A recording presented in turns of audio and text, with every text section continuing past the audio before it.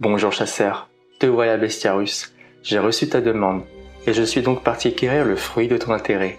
Quand nous parlons de l'œuvre de Tolkien, l'humanité a souvent à l'esprit comme avatar du mal, les Balrog, les dragons ou bien Sauron. Cependant, des créatures aussi puissantes, voire même incommensurablement plus hostiles ont été présents en même temps qu'eux. Si ce n'est avant, je ne t'apprends rien, car la proie que tu t'en vas oxyre est l'une des créatures les plus terribles, peut-être même plus dangereux que Ankh-Alagon. Créature arachnéenne immense, dévorant même la lumière du jour d'Arda, la terre, la dénommée Ungoliant.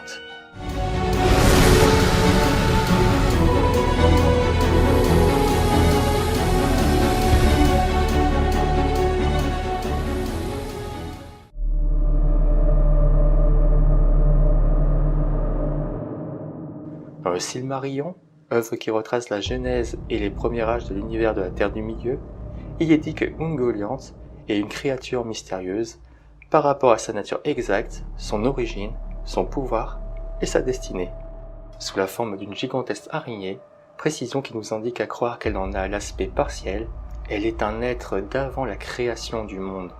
Il se peut donc qu'elle ait été en réalité un Maya ou un Innu, serviteur du peuple de Melkor, être puissant créé par Irû-Ilúvatar, qui est représenté comme le dieu de cet univers. Melkor serait peut-être parvenu à la corrompre par sa musique discordante, source de la base de la création d'Arda, la terre, où elle aurait été incarnée en l'ombre, l'obscurité, la soif inextinguible et le vide de la nuit. Cela semble toutefois peu probable qu'une créature pourvue d'un pouvoir si puissant ait été créée par les Ainur, sans l'accord d'Irû-Ilúvatar, à moins que ce soit ce dernier qui l'ait créé à des fins mystérieuses. Une autre possibilité qui rencontre le même obstacle que précédemment et qui pose également le problème de voir une créature de Melkor qui aurait finalement dominé son maître par la suite, posant la question de la possibilité d'un être à surpasser son créateur par des moyens alternatifs. Quoi qu'il en soit, Ungoliant vivait à Avatar, dans sa toute première évocation. Dévorant toute la lumière qui passait en sa présence, nous savons que peu d'informations sur elle, si ce n'est dans une histoire où elle aida le plus dangereux antagoniste de cet univers, Melkor, appelé Morgoth dans ses heures les plus sombres. Par manque de choix, ce dernier l'approche, car à cet instant, ses mensonges et ses plans maléfiques furent remarqués aux yeux de tous. Car si les Valar se lancèrent à plusieurs fois à la poursuite de Melkor, jamais ils n'entreprirent de pourchasser Ungoliant et de la punir pour ses méfaits. Pour pouvoir s'approprier la puissance d'Ungoliant, qu'ils ne pouvaient soumettre par la force, étant une force terriblement indépendante et ténébreuse, il lui promit absolument tout ce qu'elle désirait si elle acceptait de l'aider contre les Valar, qui étaient les plus puissants des Ainur, créateurs du monde avec Irû-Ilúvatar grâce à la musique des Ainur.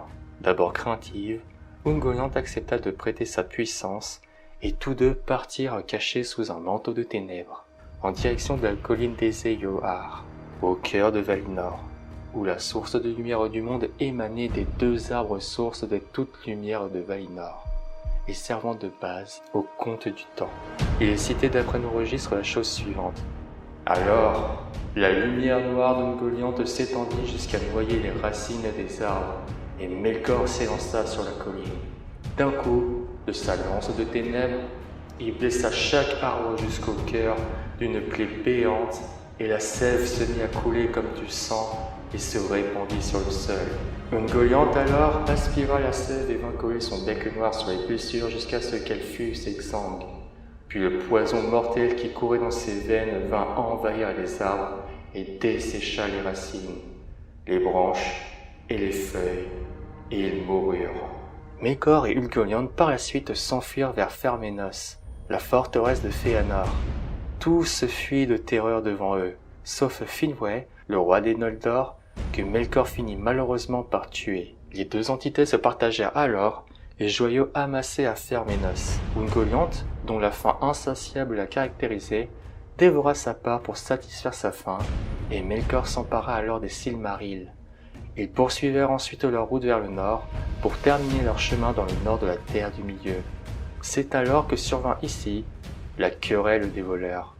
Ungoliant, devenue bien plus puissante que Melkor grâce à la sève des deux arbres et aux joyaux engloutis dans sa panse, exigea de Melkor qu'il lui cède sa part de pierres précieuses de Ferménos. Conscient des circonstances, il le fit à contre-cœur. Cependant, cela fut une autre histoire pour le Silmaril. Ces pierres avaient une grande importance, car ces dernières étaient à partir de la lumière des arbres de Valinor, un moyen de sauvegarder la lumière au cas où quelque chose devait leur arriver. Les Silmarils étaient 3 globes d'un cristal indestructible abritant la lumière des 2 arbres, et nul mortel ou être impur ne pouvait les toucher sans que la chair ne s'y consume ardemment. Étant à cet instant en mauvaise posture, de par son infériorité véhémente, Ungoliant était bien plus puissante que lui. À ce moment, il fut englouti par les toiles de l'araignée. Melkor, voyant sa fin approcher en même temps que les crocs de cette monstruosité feindre l'appétit carnassier dont son enveloppe allait la soulager en même temps que les Silmarils, poussa un effroyable et terrible cri, dont l'écho atteint les profondeurs même d'Angband, une de ses anciennes forteresses.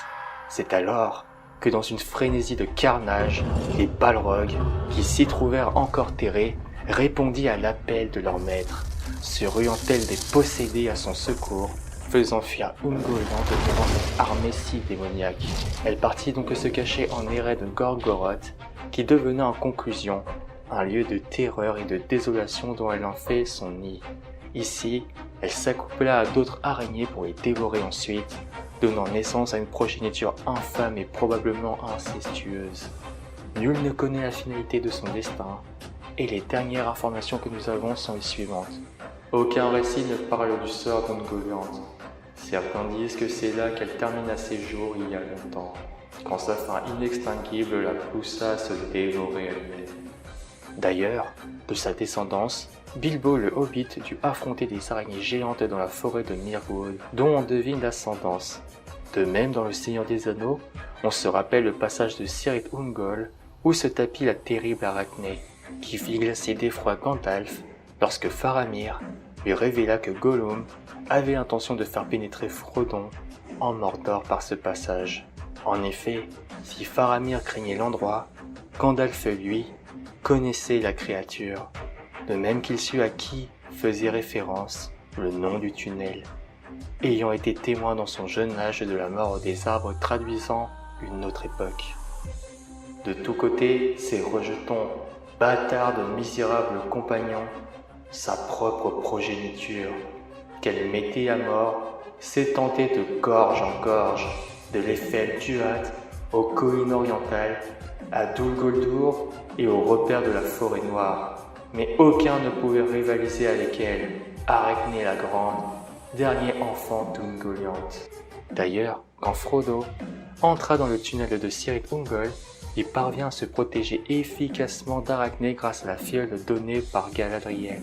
Or, cette fiole contenait la lumière d'Erendil, qui n'est nulle autre que la lumière de l'un des 3 Silmarils qui demeure maintenant au firmament dans les vaisseaux d'Erendil. Ainsi, le cercle se referme, la lumière des arbres ayant ultimement contribué à la destruction finale des Noirs desseins de Melkor.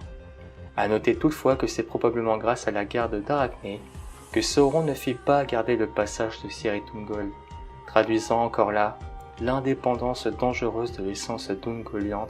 C'est alors, grâce à ce passage, dont Sauron par Melkor appelé Morgoth n'avait pas le contrôle, que Sam et Frodon parvinrent à pénétrer en Mordor et à détruire finalement l'anneau, supprimant une fois pour toutes les plans désharmonieux de la musique d'Eru et d'Ilúvatar.